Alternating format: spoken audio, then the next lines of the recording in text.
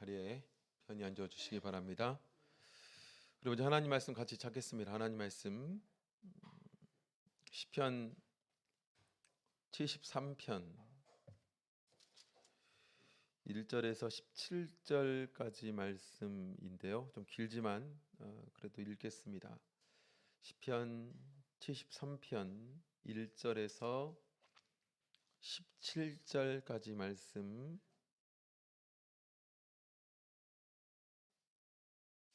같이 읽겠습니다. 시편 73편 1절에서 17절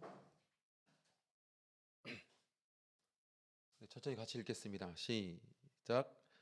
하나님이 참으로 이스라엘 중 마음이 정결한 자에게 선을 행하시나 나는 거의 실족할 뻔하였고 내 걸음이 미끄러질 뻔하였으니 이는 내가 악인의 형통함을 보고 오만한 자를 질시하였음이로다. 저희는 죽는 때에도 고통이 없고 그 힘이 건강하며 타인과 같은 고난이 없고 타인과 같은 재앙도 없나니 그러므로 교만이 저희 목걸이요 강포가 저희의 입는 옷이며 살찜으로 저희 눈이 솟아나며 저희 소득은 마음의 소음보다 진하며 저희는 능욕하며 악하게 압제하여 말하며 거만히 말하며 저희 입은 하늘에 두고 저희 혀는 땅에 두루 다니도다. 그러므로 그 백성이 이리로 돌아와서 잔에 가득한 물을 다 마시며 말하기를 하나님이 어찌하랴 지극히 높은 자에게 지식이 있으랴 하도다. 볼지어다 이들은 악인이라 항상 평안하고 재물은 더하도다. 내가 내 마음을 정의하며 내 손을 씻어 무죄하다 한 것이 실로 헛되도다. 나는 종일 재앙을 당하며 아침마다 징책을 보았도다. 내가 만일 스스로 이르기를 내가 이렇게 말하리라 하였다면 주의 아들들의 시대를 대하여 괴유를 행하였으리이다. 내가 어찌면 이를 알까 하여 생각한즉 내게 심히 곤란하더니 하나님의 성소에 들어갈 때에야 저희 결국을 내가 깨달았나이다. 아멘. 오늘 여기 있는 내용을 근거해서 악인의 형통이 주는 교훈이란 제목 가지고 하나님 말씀 증거하겠습니다. 오늘 시간에도 이 하나님 말씀을 통해서 우리가 세상을 사는 진짜 지혜를 얻는 시간 되길 원합니다. 그냥 어떤 한 분야, 작은 분야의 지식이 아니라 정통한 하나님께서 처음에 인간을 만드셨고 또 그 만드신 그 하나님의 원래의 그 힘과 능력, 어떤 의도로, 어떤 계획으로 이 세상을 만드셨고 이 세상은 그 계획과 뜻에 어떻게 이렇게 되었는지를 깨달아 아는 그런 지혜가 있기를 원합니다.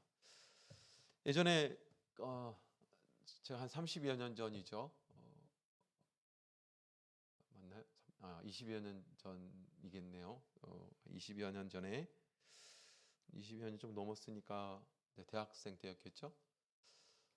그때 제가 이제 그 밤에 이제 교회를 갈 일이 있어서 교회를 갔는데 위에서 한그 노래 소리가 이렇게 흘러나왔습니다. 노래 소리가 찬양 소리죠. 그 찬양이 바로 이 찬양이었어요. 오늘 시작 찬양. 너 하나님께 이끌리어 일평생 주만 바라면 너 어려울 때 힘을 주시고 언제나 지켜주시리 주 크신 사랑 믿는 자 그 반석 위에 서리라.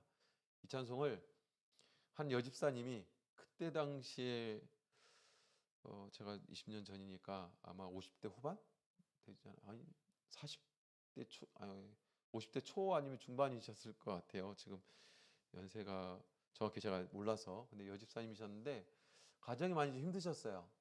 제가 알기로는 저도 대학생이 잘 다는 모르지만 많이 힘들었다는 것을 제가 알고 있었는데 그 집사님이 불도 안 켜놓고 이 찬송을 그렇게 눈물 흘리시면서 부르시더라고요. 아주 그냥 듣고만 있어도 제가 눈물이 날 정도로 아주 이게 좀 단조라 막 좀 이렇게 떨어지잖아요, 음들이. 그런데 이 찬송을 부르는데 아유 막 제가 이게 눈물이 나는 거예요. 그 밖에서 그래서 도저히 못 들어가겠더라고. 그 정도로.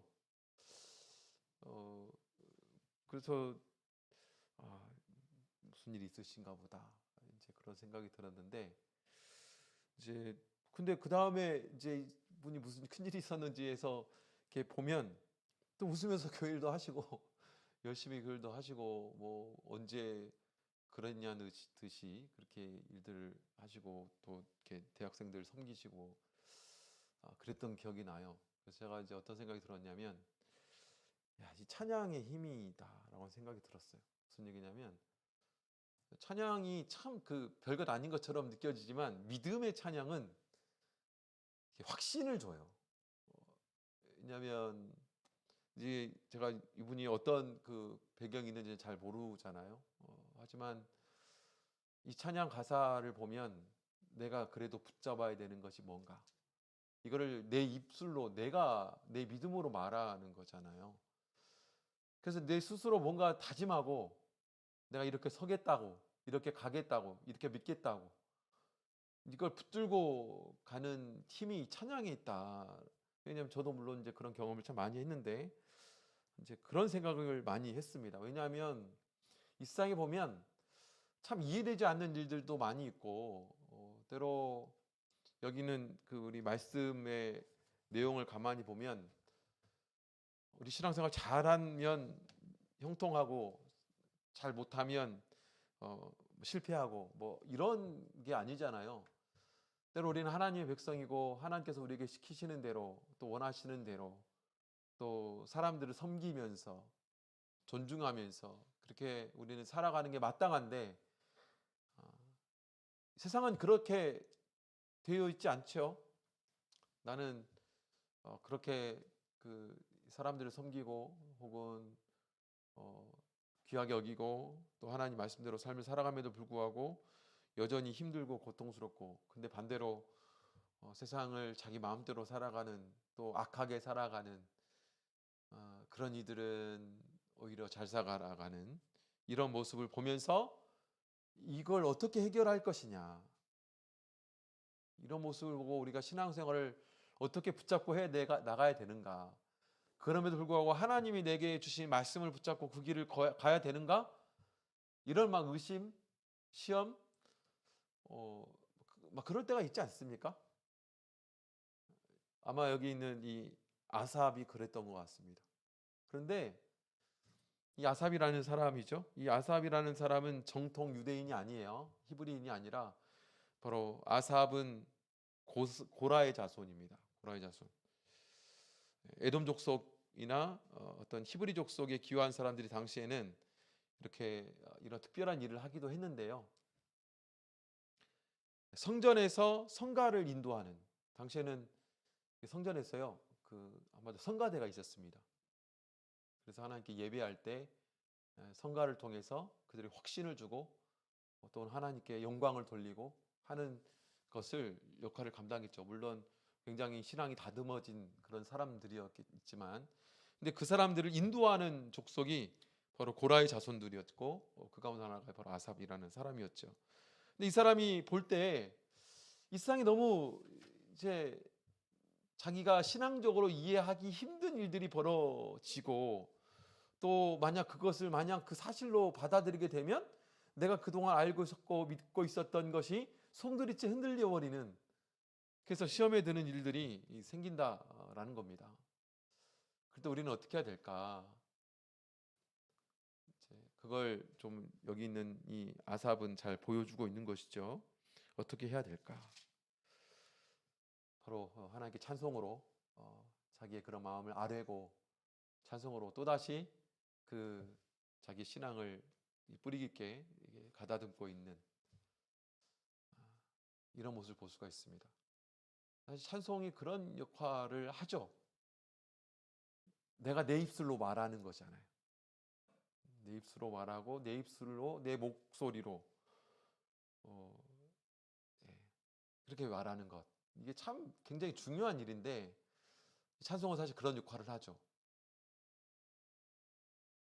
그래서 있는 이 아삽의 시는 정말로 중요합니다.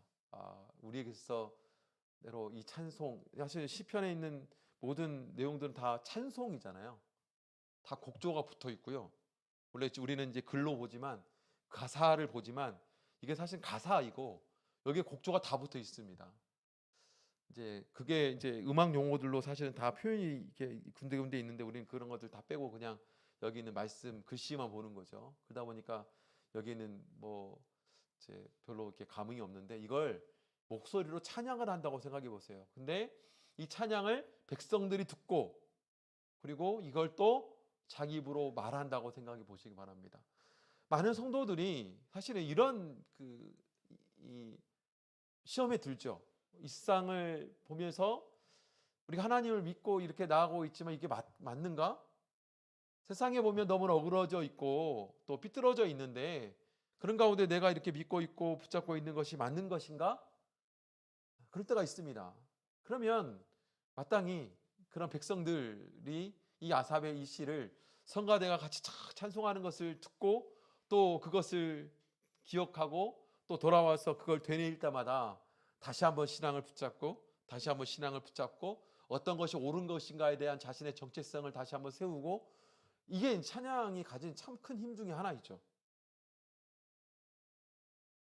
그래서 여기 있는 내용을 우리도 좀 생각해 보았으면 좋겠어요. 왜냐하면 구약 시대에 있었던 그런 일이지만 우리에게도 이런 고민을 하는 때가 정말로 많이 있고 헷갈릴 때가 많이 있기 때문에 그렇습니다. 그래서 아삽이 이 고백을 하면서 어떤 전제와 어떤 믿음으로 이렇게 하나님께 찬송하면서 이런 일이 벌어질 때마다 이걸 극복해 나갔는가. 첫 번째 보면 이 아삽은요.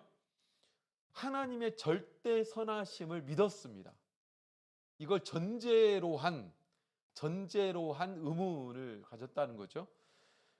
1절에 보면 이런 말씀을 하고 있습니다. 1절에 3절에 보면 사실은 여기 있는 내용 자체가 상당히 좀 불편한 내용들이 기록되어 있죠. 하나님이 참으로 이스라엘 중 마음에 정결한 자에게 선을 행하시나 나는 거의 실족할 뻔하였고 내 걸음이 미끄러질 뻔하였다. 한마디로 마음에 시험이 든다는 거죠. 이는 왜 그러냐면 내가 악인의 형통함을 보고 오만한 자를 질시하였습니다. 악인이 잘 되는 거죠. 악인이 잘 되는 거예요. 그래서 마음 가운데 어떤 생각이 들었냐면 어떻게 악인이 저렇게 잘 될 수가 있는가? 왜냐하면 하나님은 선한 자에게 형통함을 주시는 게 마땅한 거 아닌가? 이제 이런 거죠.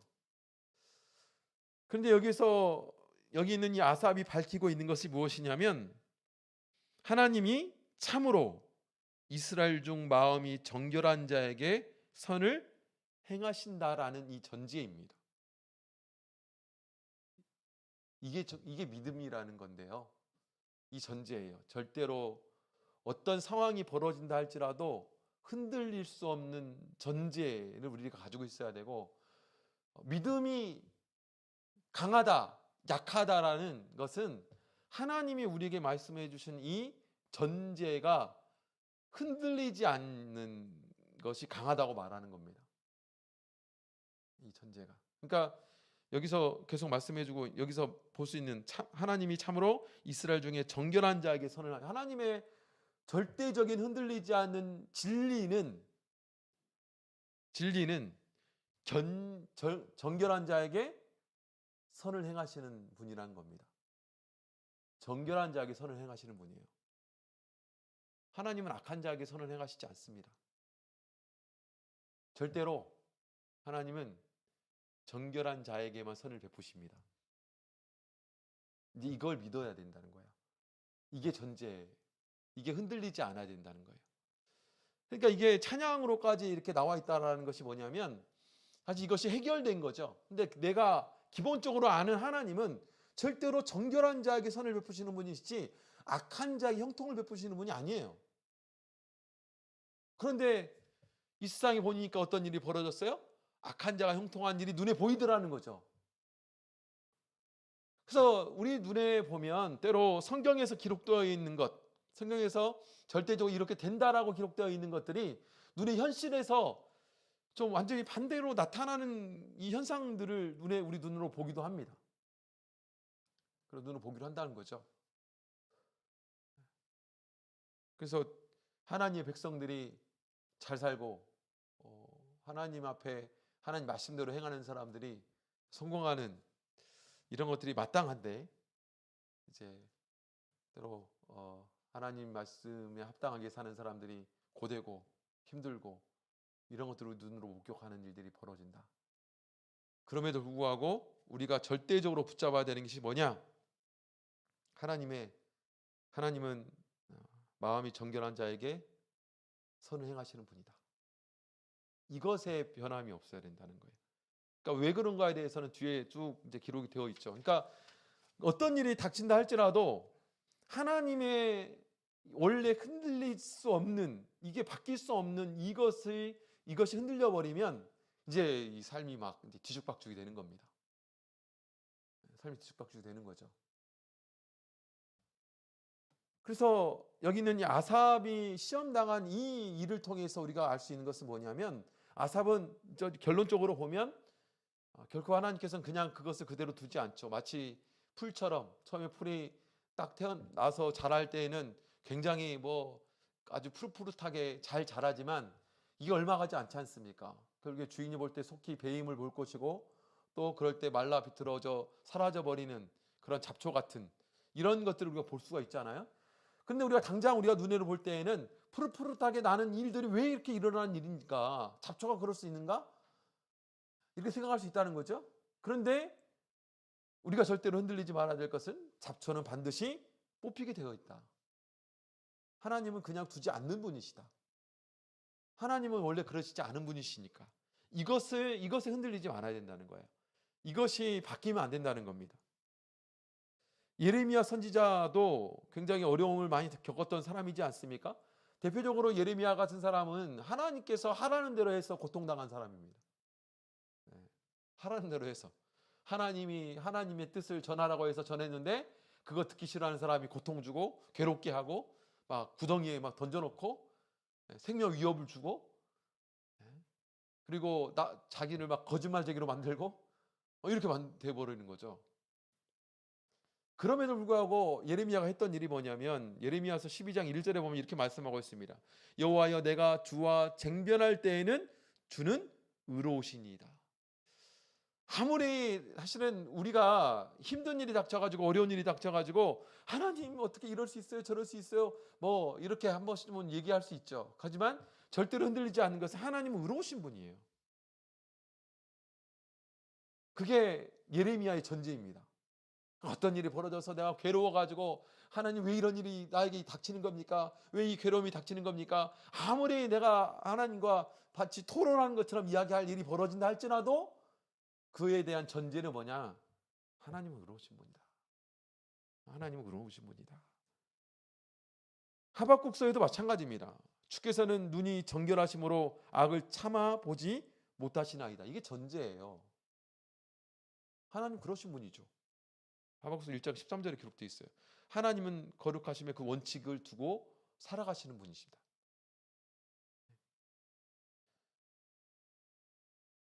가끔 이런 일이 있죠. 하나님께서 우리의 삶에서 보여지는 것에 헷갈려하고 고통스러워하고 왜 그런 일이 벌어질까?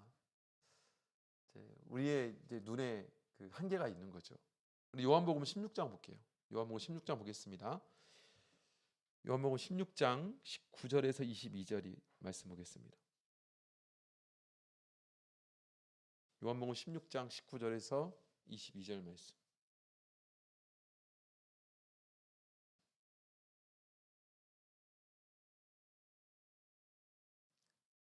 같이 읽겠습니다. 요한복음 16장 19절에서 22절 같이 읽겠습니다. 시작. 예수께서 그 묻고자 함을 아시고 가라사대 내 말이 조금 있으면 나를 보지 못하겠고 또 조금 있으면 나를 보리라 하므로 서로 문의하느냐? 내가 진실로 진실로 너희에게 이르노니 너희는 곡하고 애통하겠으나 세상은 기뻐하리라. 너희는 근심하겠으나 너희 근심이 도리어 기쁨이 되리라. 여자가 해산하게 되면 그때가 이르렀으므로 근심하나 아이를 낳으면 세상에 사람 난 기쁨으로 인하여 그 고통을 다시 기억지 아니하느니라. 지금은 너희가 근심하나 내가 다시 너희를 보리니 너희 마음이 기쁠 것이요 너희 기쁨을 빼앗을 자가 없느니라. 여기 보면 여기는 예수님께서 죽으심에 대해서 말씀해 준 거죠. 예수님이 죽으신다. 큰 고통 가운데 죽으신다. 근데 이 제자들이 그걸 들을 때에는 근심스럽죠. 예수님이 죽으시면 안 되잖아요. 돌아가시면 안 되잖아요. 지금까지 예수님을 따랐던 것이 무엇입니까? 아까 얘기했던 것처럼 당시 이스라엘에 있어서 유대인들에게서 최고의 성공은 좋은 선생님 만나서 자기도 선생님까지 이르르는 거죠. 그래서 자기가 좋은 선생님 만났어요. 예수라는 선생님 만나가지고 그분을 통해서 그분의 제자가 된 것, 큰 성공을 사실 제자들은 한 겁니다. 그런데 그 예수님께서 죽으시겠다는 거예요. 그러니까 제자들이 이제는 뭐 성공 가도록 가고 있다가 이게 땅에 떨어지는 것처럼 돼버리는 거 아니겠습니까? 이해가 됩니까? 죽으시면 안 되는데. 그런데 예수님은 뭐라 말씀하십니까? 너희는 이후에는 안다는 거예요. 어떻게 해요? 너희의 이 근심이 기쁨으로 바뀔 때가 온다. 우리 한번 생각해 보세요. 예수님이 죽으시지 않으셨으면 어떻게 되겠어요? 예수님의 죽으심은 근심거리고 고통이고 그렇게 되면 안 되고 그렇게 되면 안 되죠. 어떻게 그런 일이 벌어질 수 있어요? 예수님이 어떻게 죽으실 수가 있어요? 지금은 너희가 모르지만 이후에는 알죠. 이후에는 무엇입니까? 예수님이 죽으셔야 우리가 삽니다. 예수님이 죽으셨기 때문에 우리가 산 거예요. 그런데 우리가 예수님의 절대 선하심을 믿지 않으면 이 세상에 벌어지는 일이 도통 이해가 되지 않습니다. 도통 이해가 되지 않죠. 어떻게 이런 일이 벌어질 수 있습니까? 그래서 사도 바울은 로마서 11장에서 이렇게 말씀하고 있습니다. 깊도다 하나님의 지혜와 지식에 부요하며 그의 판단은 측량치 못할 것이며 그의 길은 찾지 못할 것이로다. 누가 주의 마음을 알았느냐? 누가 그의 모사가 되었느냐? 바로 하나님이 어떤 분인가, 어떤 계획을 가지고 시고 있는가에 대해서 말씀해 주고 있습니다. 사람이 아무리 깊이 생각을 할 줄 알고 넓게 생각을 할 줄 안다 할지라도 이 눈앞에 보이는 현상 자체를 그 깊숙이 깨닫는다는 것은 정말 어려운 일입니다. 근데 그런 가운데 우리 신앙을 지킬 수 있는 방법은 뭐냐? 하나님의 절대 선하심을 믿는 겁니다. 절대 선하심을 믿는 거예요. 흔들림 없이 믿는 거. 시편 42편에 보면 이렇게 말씀하고 있습니다. 찾아보겠습니다. 시편 42편 2절에서 5절.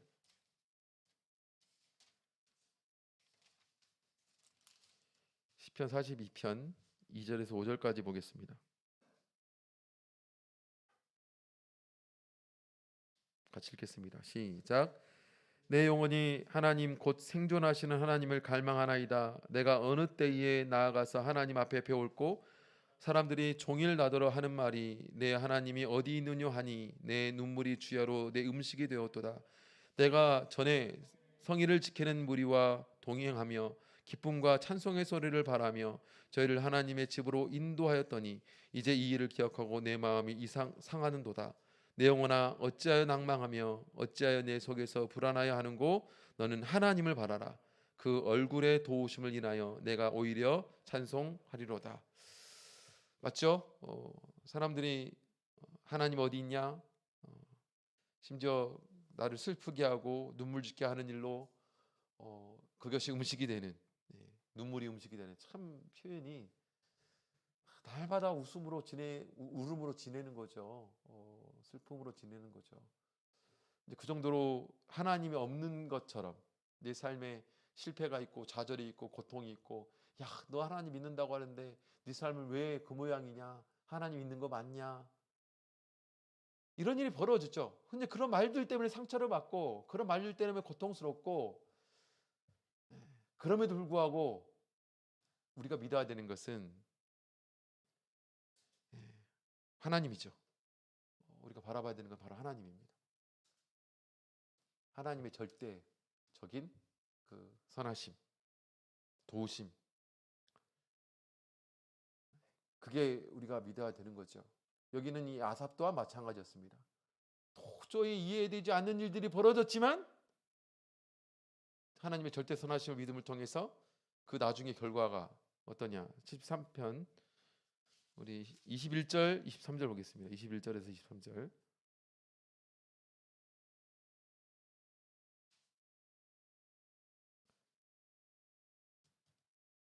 73편 21편부터 23편 같이 읽겠습니다. 시작. 내 마음이 산란하며 내 심장이 찔렸나이다. 내가 이같이 우매무지하니 주의 앞에 짐승이 오나 내가 항상 주와 함께하니 주께서 내 오른손을 붙드셨나이다. 자, 무슨 얘기일까요? 사실은 우리가 모르는 게 너무 많다는 거예요.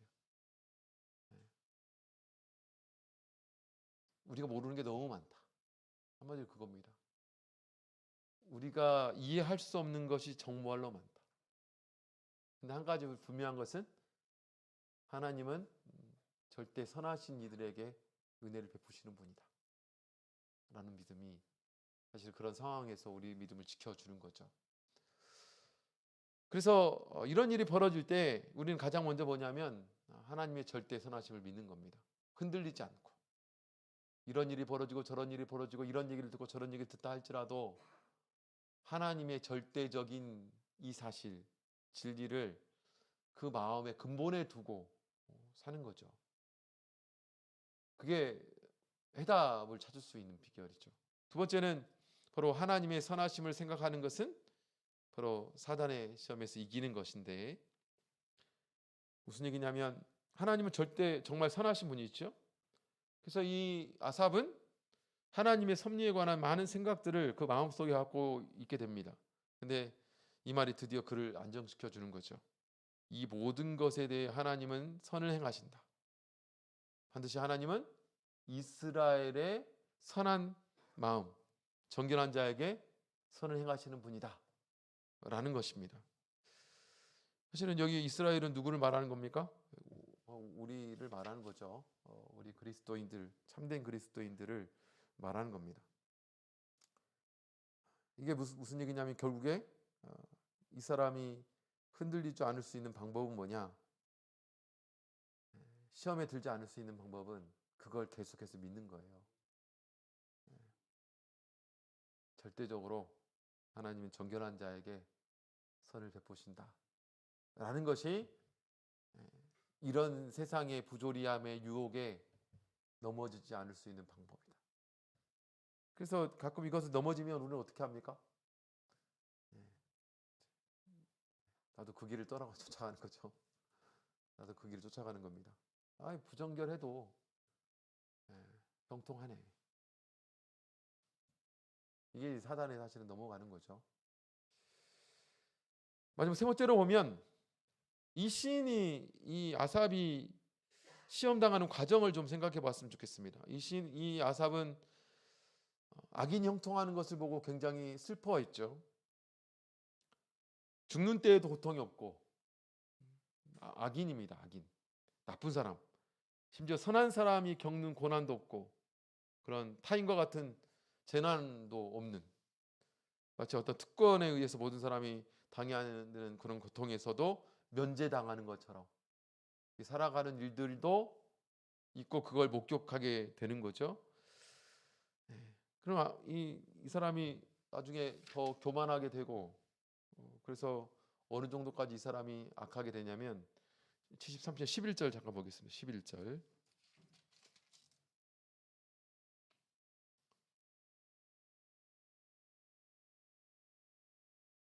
11절 같이 읽겠습니다. 시작. 말하기를 하나님이 어찌알랴 저기 높은 자에게 지식이 있으랴 하도다. 이게 무슨 얘기냐면 그 악한 자들입니다. 항상 잘 되는 악한 자들. 그들이 어느 정도까지 교만해지느냐? 바로 하나님이 뭐 지식이 있는 분이야? 뭐 아는 분이긴 해? 이 하나님을 넘어선 교만을 말해주고 있죠.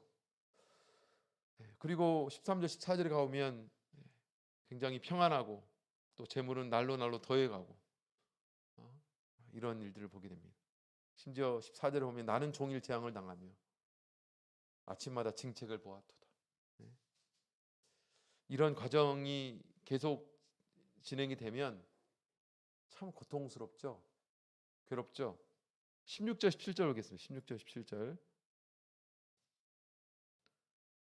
내가 어찌면 이를 알까 하여 생각한즉 내게 심히 곤란하더니 하나님의 성소에 들어갈 때에야 저희 결국을 내가 깨달았나이다. 악의 형통 또 번영, 그것 때문에 심한 마음의 갈등을 겪게 되고 또 신앙적인 그럼에도 불구하고 신앙적인 입장을 포기하지 않죠. 그래서 이 문제를 어떻게 해결을 하냐? 바로 하나님 앞에 나와서 해결을 합니다. 그렇죠? 그래서 17절에 보면 하나님의 성소에 들어갈 때에야 저희 결국을 내가 깨달았다. 그래서 우리가 이런 문제를 이제 보게 되면 사실 거기에 시선이 꽂혀 있으면 우리는 계속해서 한마디로 그런 계략에 말리는 거죠. 근데 우리 시선이 하나님께로 돌아가서 무엇이 진짜 그들의 결론인가를 보게 되면 달라진다는 겁니다. 그래서 15절에 보면 내가 만일 스스로 이르기를 내가 이렇게 말하려 하였다면 주의 아들들의 시대를 대하여 괴를 행하였으리라. 무슨 얘기입니까? 이걸 이렇게 말했다는 겁니까? 안 했다는 겁니까? 안 했다는 거예요.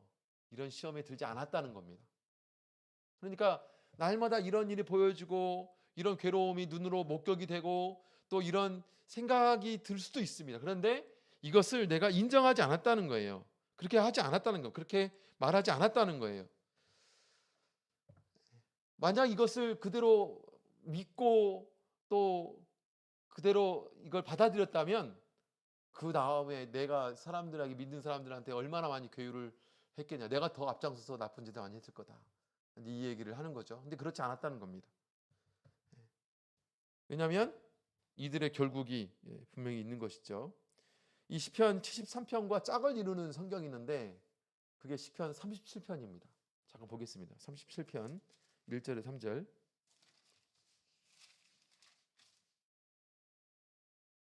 (37편) 1절에 3절입니다.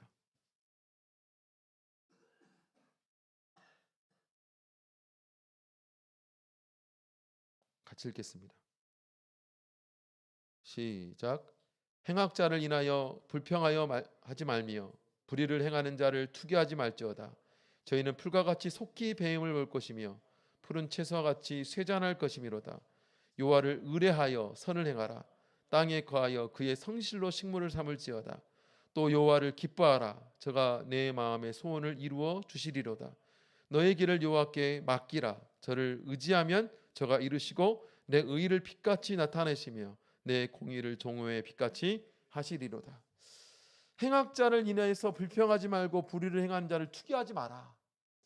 왜냐하면 그들의 결국은 정해져 있다는 거예요.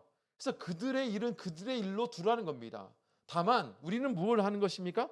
바로 여호와를 의뢰하여 선을 행하고 또 여호와를 기뻐하며 그리고 너의 길을 여호와께 맡기는 이 일이 우리가 그들과 상관없이 해야 되는 일이라는 것을 말씀해 주고 있습니다.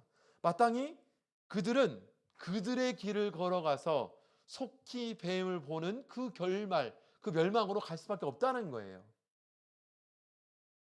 그래서 우리가 하나님의 절대 선하심을 믿고 우리 마음을 그런 위기 가운데서 또 붙들고 결국에 내가 해야 되는 일을 착실히 해 나갈 때 하나님께서는 그들의 길 그리고 우리가 걸어야 되는 그 길을 분명히 이 구분해서 그 결론을 주신다는 것을 분명히 약속해주고 말씀해주고 있는 것이죠. 그래서 우리가 악인의 형통을 보면서 그것과 우리를 결부시키시면 안 됩니다.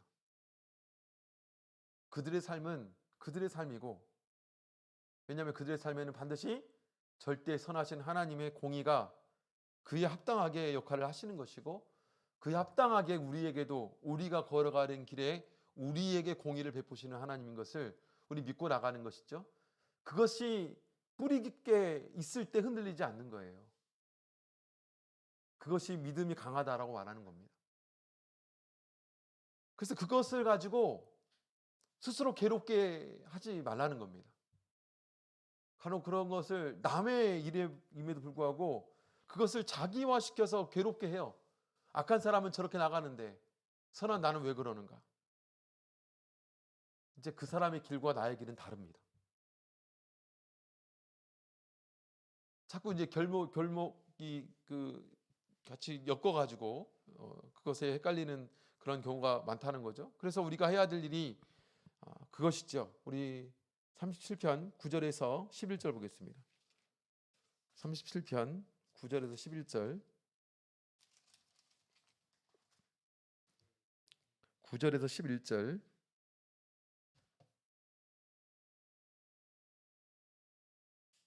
같이 읽겠습니다. 시작. 대저 행악하는 자는 끊어질 것이나 여호와를 기대하는 자는 땅을 차지하리로다. 잠시 후에 악인이 없어지리니 내가 그곳을 자세히 살필지라도 없으리로다. 오직 온유한 자는 땅을 차지하며 풍부한 화평으로 즐기리로다. 이것을 붙들고 살아가는 겁니다. 행악하는 자는 끊어질 것이요 여호와를 기대하는 자는 땅을 차지한다. 결국에 여호와를 기대하는 것은 하나님의 절대 선하심이 이루어지는 그 하나님의 공평, 공의, 이게 이루어지시는 것이 마땅하고 또 그걸 기대하며 내가 걸어가야 될 그 길을 걸어가는, 화평의 길을 걸어가는 것이 우리가 해야 되는 일인 것이죠. 가령 우리가 신앙생활을 하다 보면 이런 낙심하거나 불평하거나 좌절하는 그럴 만한 상황이 벌어집니다. 하지만 이것에서 다시 한번 말씀드리면 우리가 절대로 붙잡아야 되는 것들은 놓지 말고 붙잡아야 됩니다. 그런 일이 벌어질지라도 하나님은 변하지 않고, 그런 일이 벌어질지라도 하나님 우리에게 약속하신 것은 변하지 아니하고, 그런 일이 벌어질다 할지라도 나는 그 하나님 말씀을 믿기에 내 마음이 변하지 않는다. 이것이 우리의 믿음이죠. 모쪼록 앉아 계신 우리 성도님들이 악인의 형통을 보면서 그것을 부러워하거나 그 길을 쫓는 이유로 삼지 말고 그 가운데 역사하는 하나님, 그 하나님을 바라보며 승리할 수 있는 저와 여러분 되시기를 간절히 원합니다. 찬송가 370장 찬송하시겠습니다. 찬송가 370장입니다.